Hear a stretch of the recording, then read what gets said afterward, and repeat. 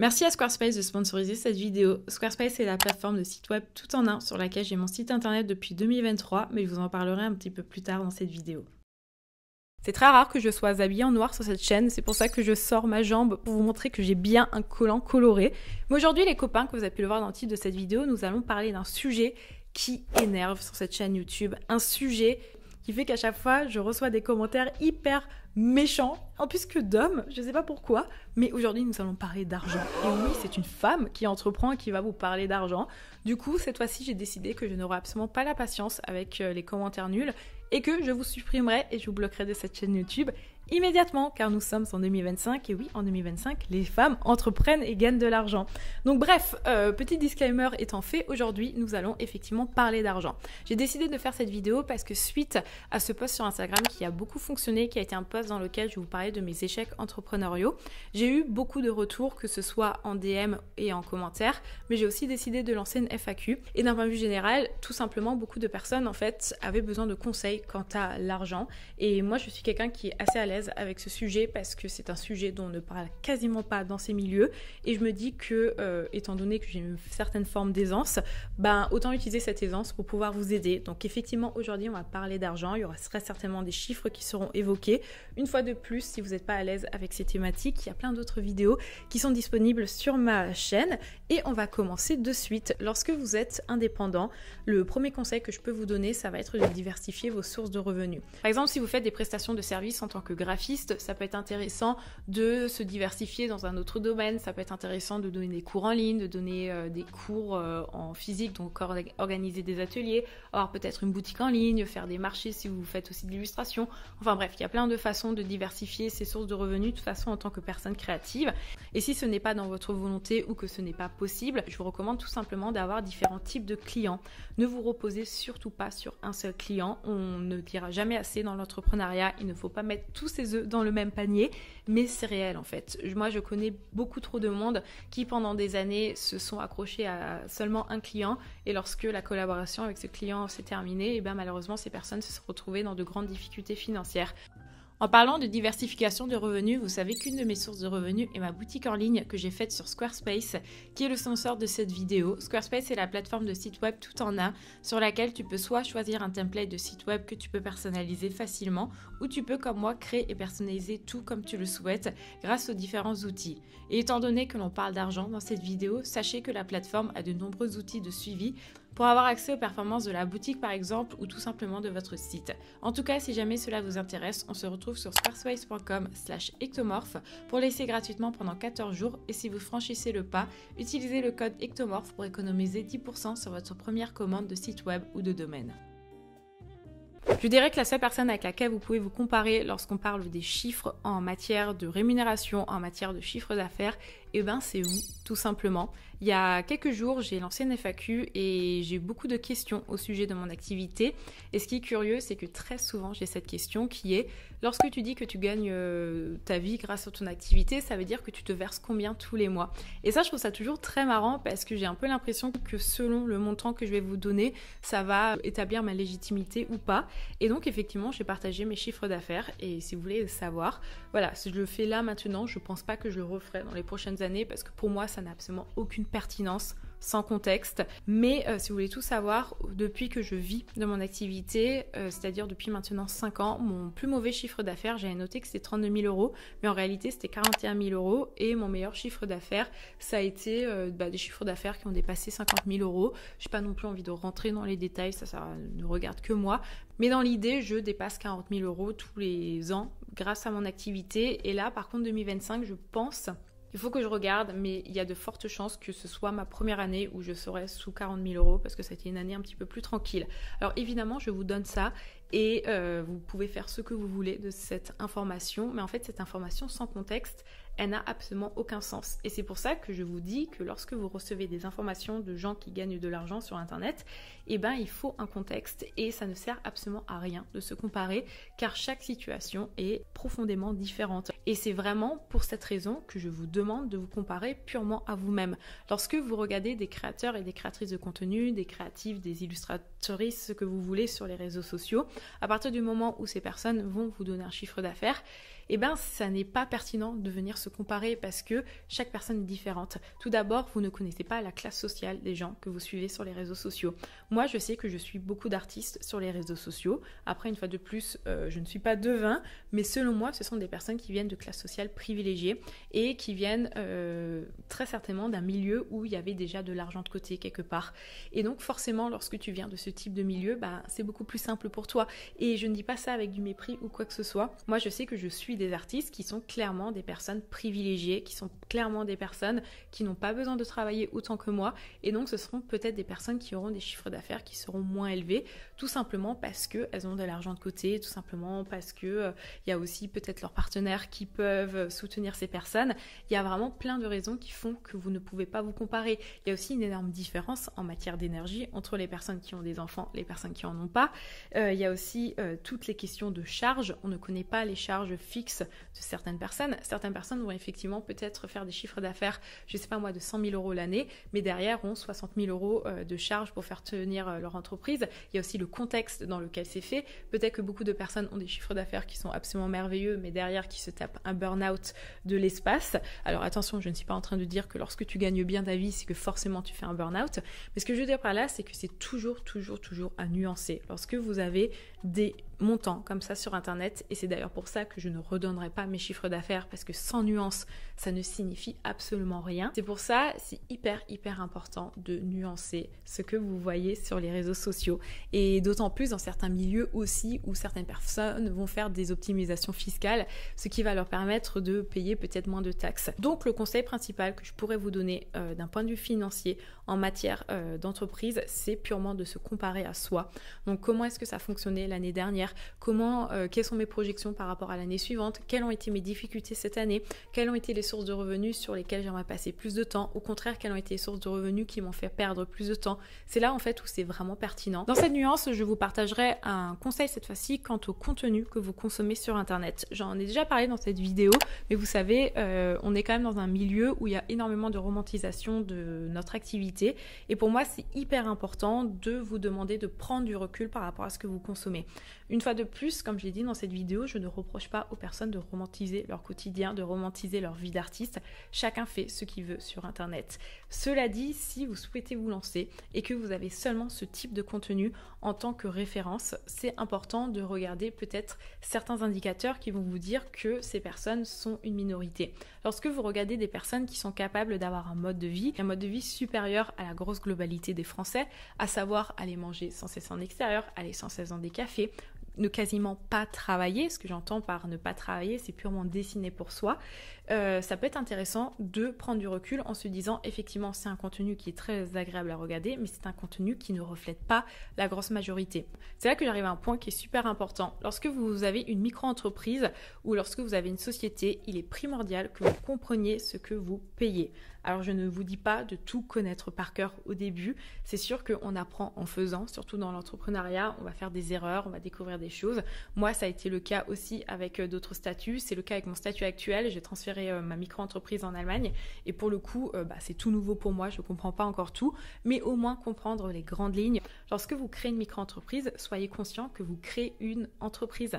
Soyez conscient que ça va changer beaucoup de choses pour vous. Si vous décidez de vous passer à temps plein, les copains, de faire purement votre micro-entreprise, c'est fini le chômage. Vous ne pourrez plus jamais toucher chômage, par si vous repassez dans le salariat et que vous pouvez par la suite toucher chômage. Voilà, ça n'existe plus. Les avantages sociaux sont très réduits. Votre cotisation pour la retraite l'est d'autant plus. Vous allez payer effectivement des cotisations sociales, mais vous n'allez pas payer les mêmes cotisations sociales que vous fassiez des prestations de services et de la vente, par exemple, sur votre boutique en ligne. Vous allez payer une taxe à la fin d'année qui est la CFE. Vous allez peut-être payer aussi de la TVA si vous dépassez un certain montant de chiffre d'affaires. Vous allez également payer des impôts sur le revenu. Les impôts sur le revenu, ça c'est selon votre chiffre d'affaires, donc votre tranche d'imposition. Tout ça, c'est hyper important de le comprendre. Créer un statut pour sa micro-entreprise, ça se fait en 20 minutes sur Internet, il n'y a pas de souci. Mais derrière, ça a des vraies conséquences. C'est là que j'arrive aussi à un autre point qui est que lorsque vous avez une entreprise, vous aurez forcément des frais. Ça, je sais que c'est une chose que beaucoup de gens veulent limiter au maximum, c'est d'avoir des frais avec leur entreprise. Le truc, c'est que lorsque vous étiez salarié, c'était votre entreprise qui payait ses frais, c'était votre employeur. Aujourd'hui, votre employeur, c'est vous-même. Donc forcément, dans ce contexte, vous allez avoir des frais. Lorsque je dis ça, c'est que Par exemple, il y a des gens qui sont terrifiés de payer des outils de gestion, sont terrifiés de payer des outils de comptabilité, des abonnements pour leur entreprise. Et évidemment, je ne parle pas de mettre 1 000 € de frais tous les mois si tu fais à peine 10 000 € à l'année. Je te parle juste de parler de frais qui sont cohérents. Aujourd'hui, se dire que tu vas créer une entreprise et que tu n'auras absolument aucun frais lié à celle-ci, c'est complètement se voiler la face. Évidemment que tu en auras. Alors certes, en micro-entreprise, c'est très chiant parce que tu ne peux pas déduire ces frais, mais c'est une réalité, il faut mettre un petit peu d'argent dans son entreprise. Pour parler maintenant concrètement d'argent, et ça c'est un conseil qui est tellement important.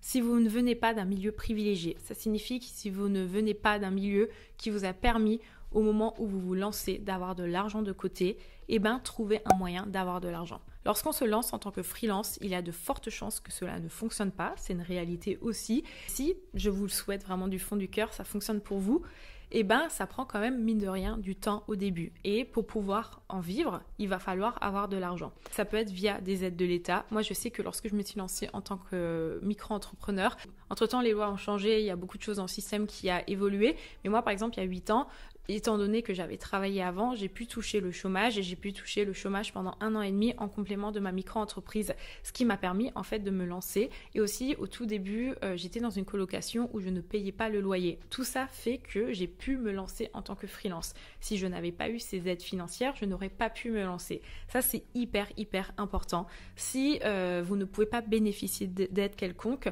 peut-être qu'il y a des membres de votre famille, peut-être qu'il y a votre conjoint ou votre conjointe qui peut vous aider. Peut-être que vous pouvez vous trouver un mi-temps, peut-être que vous pouvez au contraire vous prendre un temps plein et travailler quelques heures dans la semaine pour commencer à monter votre entreprise. Mais dans tous les cas, s'il vous plaît les copains, ayez de l'argent de côté ou ayez tout simplement de l'argent. Ça, c'est un sujet qu'on n'évoque pas suffisamment parce que je peux complètement comprendre les personnes qui viennent d'un milieu privilégié qui n'ont pas envie de le dire sur les réseaux sociaux. Et voilà, la manière dont aujourd'hui l'argent est perçu en France, moi je comprends et je respecte complètement. Mais il y a quand même énormément de personnes qui viennent de milieux privilégiés et qui vont vous faire croire sur les réseaux sociaux que tout est très simple, que c'est comme ça que se passe la vie d'artiste. Sauf que non, dans la grosse globalité, les gens n'ont pas de thunes de côté.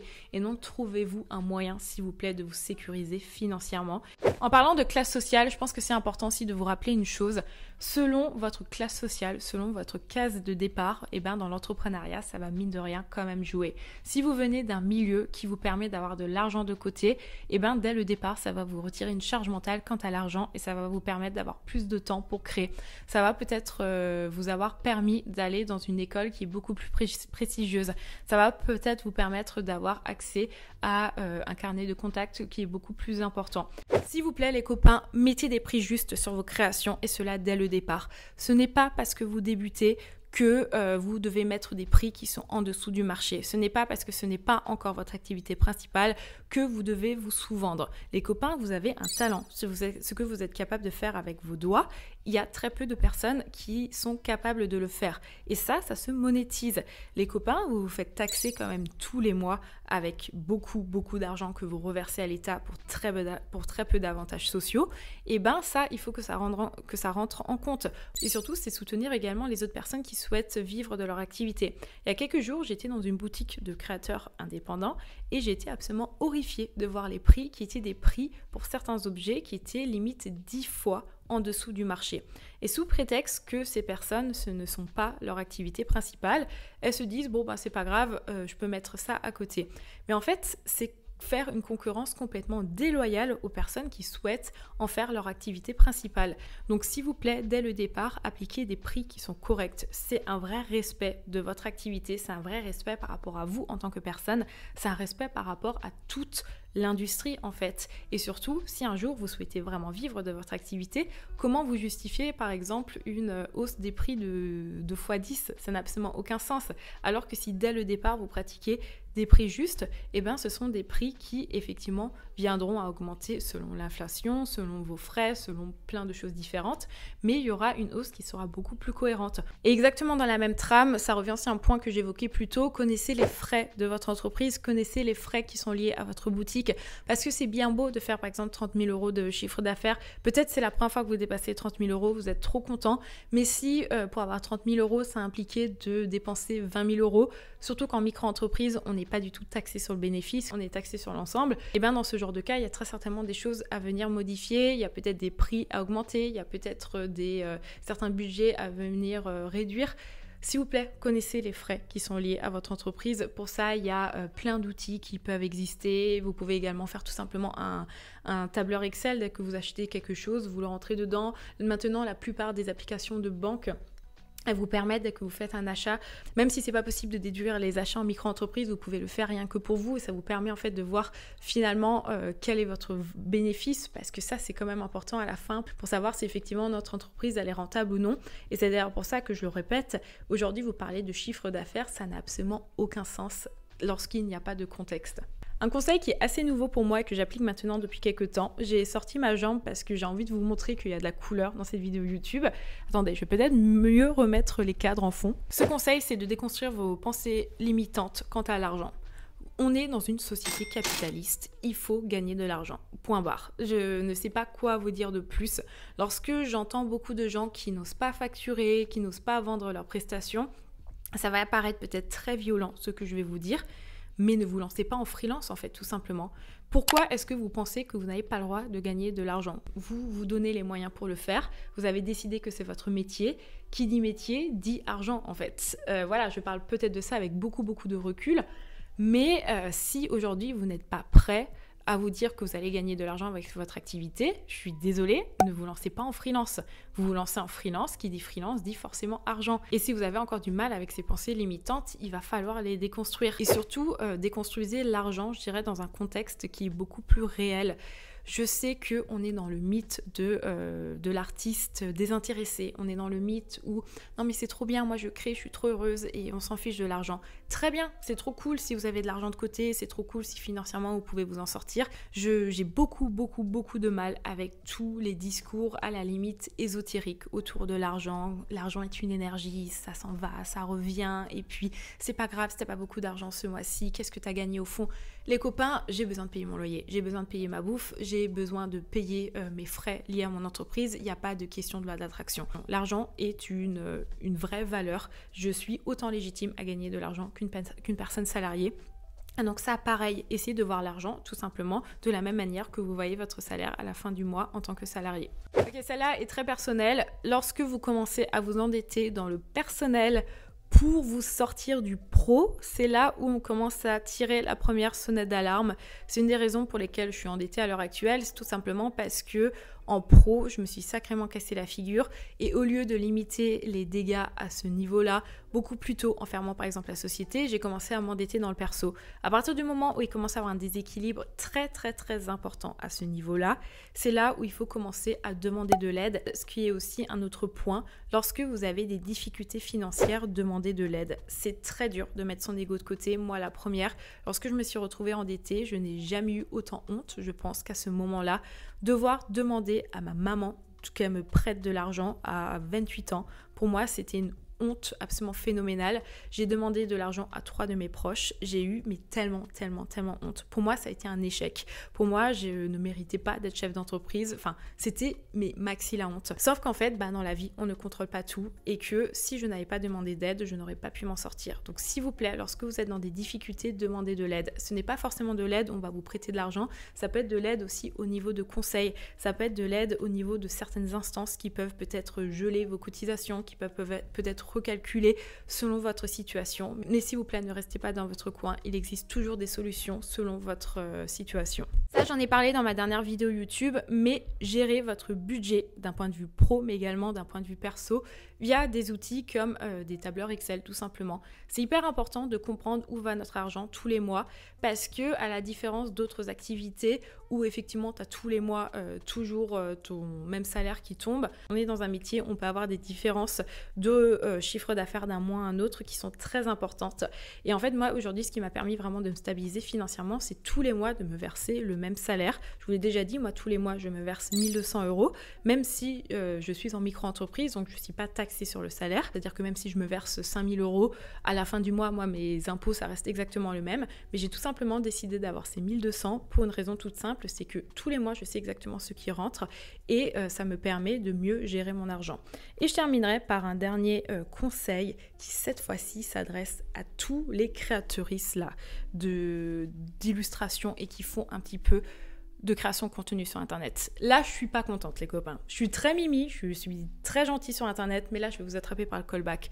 S'il vous plaît, lorsqu'une marque vous envoie un produit et utilise votre image, utilise votre réel pour en faire de la publicité, vous êtes censé être payé pour ça, les copains. C'est la grosse tendance en ce moment sur les comptes Instagram. Les marques ont trouvé le bon filon, vont envoyer des produits à des illustratrices, des illustrateurs qui ne connaissent pas du tout l'influence, et ça, je vous en veux pas. Moi non plus, au début, je ne savais pas. Et donc du coup, c'est des gens qui vont recevoir un produit, qui vont faire une vidéo et cette vidéo va être après utilisée pour faire de la pub sur les réseaux sociaux. Sauf que les copains, ce que vous ne comprenez pas, c'est que vous bossez gratuitement pour une marque qui va utiliser votre image pour elle vendre des produits derrière. Si effectivement vous voulez avoir l'objet, c'est complètement possible d'avoir des envois de la part d'une marque, mais lorsque vous recevez des produits gratuits, surtout, la marque n'est pas censée utiliser votre image sans vous payer. Les copains, on ne parle pas de 100 € que vous pourrez gagner en plus lorsqu'une marque utilise un réel que vous avez fait et va le propulser selon le territoire, selon les plateformes et selon le nombre de mois, voire d'années. On parle de plusieurs dizaines de milliers d'euros. Donc s'il vous plaît, réfléchissez bien si vous ne vous faites pas potentiellement exploiter par une marque qui utilise tout simplement votre image. Enfin bref, je vais m'arrêter ici. Si vous avez encore des conseils, vous, par rapport à la gestion de l'argent, n'hésitez surtout pas. J'espère en tout cas que cette vidéo vous aura plu. Comme d'habitude, je vous souhaite une excellente création. Je vous remercie de m'avoir écouté. Si cette vidéo vous a plu, comme d'habitude, vous pouvez laisser un commentaire ou un j'aime. J'essaie toujours de répondre à tous les commentaires. Vous pouvez également me suivre sur Instagram. Et je vous dis à très bientôt pour une future vidéo.